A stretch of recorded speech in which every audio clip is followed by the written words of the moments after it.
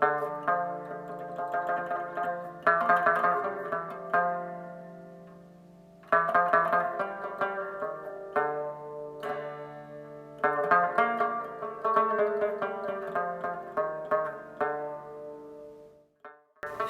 بویایی انسان چگونه کار میکنه و اهمیت آن چیست؟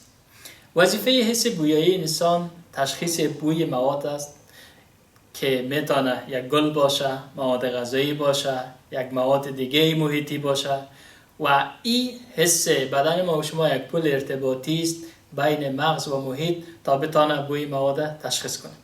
برای از اینکه بتانیم اهمیت حس بویایی انسان واضح‌تر و خوبتر تشریح کنیم، فعالیت را که من در نظر گرفتم شما میتونید این را با دانش آموزایتان اجرا کنید. برای اجرای از این فعالیت ما و شما چند نمونه از میوه‌جات ضرورت داریم. میشه مثلا یک پیاز، یک دانه سیر، یک صابون دستشویی را گرفتیم، هل و همچنان مایع ضد عفونی کردن بر دست که در دوران کرونا بسیار زیاد رواج شده بود و همچنان یک دستمال یا حوله که بتانیم چشم خود از او بسته کنیم. روش کار چه قسم است؟ از یک، دو و یا سه تا شاگردایتان میخواین که پیش سن بیاید.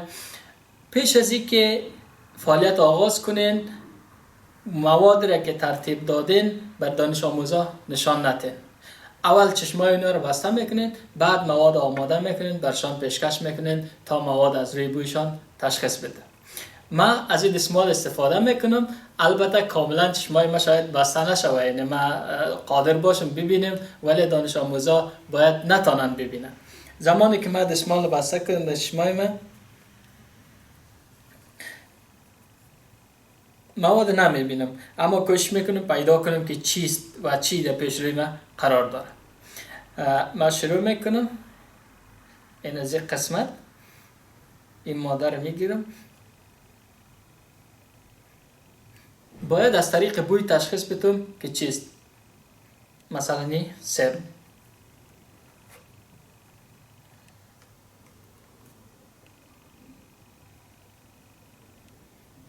کیله، به همین ترتیب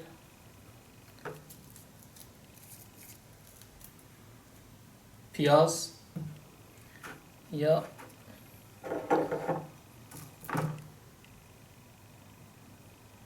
هل.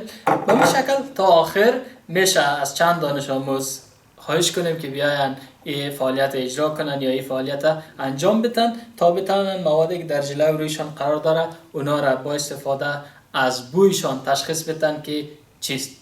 ما میتونیم با اجرای از این فعالیت اهمیت حس بویایی انسان به صورت بهتر، خوبتر و واضحتر بر دانش آموزا تدریس و تفهیم کنیم.